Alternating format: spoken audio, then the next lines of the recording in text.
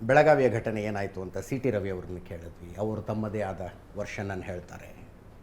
ಇವತ್ತು ತಾವು ನೋಡಿದ ಪ್ರಕಾರ, ತಾವು ಕೇಳಿದ ಪ್ರಕಾರ, ವಿ ಆಲ್ ನೋ, ಯಾವ ಕಾರಣಕ್ಕೂ ಪ್ರತ್ಯಕ್ಷವಾಗಿ ಆಗಲಿ ಪರೋಕ್ಷವಾಗಿ ಆಗಲಿ ಆ ರೀತಿಯ ಘಟನೆ ಬಳಸಲಾದ ಶಬ್ದಗಳನ್ನು ಸಪೋರ್ಟ್ ಮಾಡುವಂಥವ್ರು ನಾವಂತೂ ಅಲ್ಲ.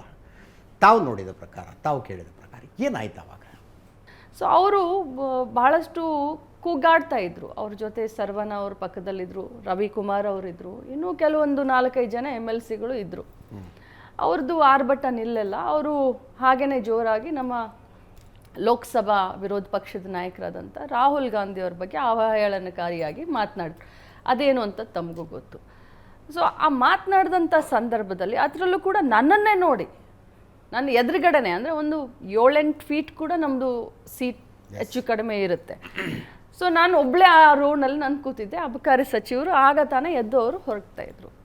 ನನ್ನನ್ನು ನೋಡಿ ರವಿಕುಮಾರ್ ಅವ್ರಿಗೆ ನೀನು ಇದನ್ನು ನೀನು ರಾಹುಲ್ ಗಾಂಧಿ ರಾಹುಲ್ ಗಾಂಧಿ ಡ್ರಗ್ ಎಡಿಕ್ಟ್ ಅಂತ ನೀನು ಅಂತ ಅವ್ರಿಗೂ ಕೂಡ ಪ್ರಚೋದನೆ ಮಾಡ್ತಾಯಿದ್ರು. ಪಕ್ಕದಲ್ಲಿದ್ದಂಥ ಸರ್ವಣ ಅವ್ರಿಗೂ ಹೇಳ್ತಾಯಿದ್ರು. ಇನ್ನು 5-6 ಜನರು ಕೂಡ ಅವ್ರ ಹತ್ರ ಬಂದು ನಿಂತ್ಕೊಂಡಿದ್ರು. ಆವಾಗ ನಾನು ಅದಕ್ಕೆ ಆ ಶಬ್ದ ಬಳಸಬೇಕಾದ್ರೆ ನಾನು ವಿರೋಧ ವ್ಯಕ್ತಪಡಿಸಿದೆ.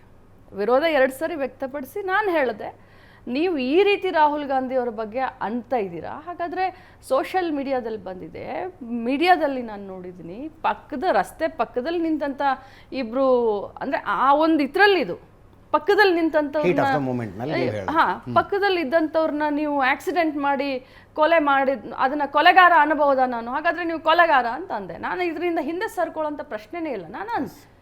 ಸೊ ಅಂದಂಥ ಸಂದರ್ಭದಲ್ಲಿ ಬಹಳಷ್ಟು ವೇಗವಾಗಿ ಸುಮಾರು ಬಾರಿ, ಒಮ್ಮೆ ಅಲ್ಲ, 2 ಬಾರಿ ಅಲ್ಲ, 3 ಬಾರಿ ಅಲ್ಲ, ಸುಮಾರು ಬಾರಿ ರಿಪೀಟೆಡ್ಲಿ ಒಂದು ಅವರ ಮುಖ, ಅವರ ಭಾವನೆ, ಅವರ ನಾಟಕೀಯ ಒಂದು ಕ್ರಿಕೆಟ್ ಒಂದು ಇದನ್ನೆಲ್ಲ ಸೇರಿಸ್ಕೊಂಡು ನನ್ನ ಮುಖಕ್ಕೆ ಸಿಡ್ಲು ಬಡ್ದಾಗೆ ಒಮ್ಮೆಲ್ಲ 10 ಬಾರಿ ಅಂದರು. ಆ ಪದವನ್ನು ಒಬ್ಬ ಮಹಿಳಾ ಸಚಿವೆ ಆಗೋಕ್ಕಿಂತ ಮುಂಚೆ ಒಬ್ಬ ಮಹಿಳೆ ನಾನು, ಒಬ್ಬ ತಾಯಿ ನಾನು.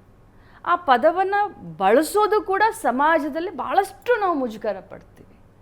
ಅಂಥದನ್ನು ಒಬ್ಬ ಜನಪ್ರತಿನಿಧಿಗೆ, ಒಬ್ಬ ಮಂತ್ರಿಗೆ, ಏಕೈಕ ಒಬ್ಬ ಮಹಿಳಾ ಮಂತ್ರಿಗೆ ಮುಖಕ್ಕೆ ಅನ್ನುವಷ್ಟು ಧೈರ್ಯವನ್ನು ಮಾಡಿ,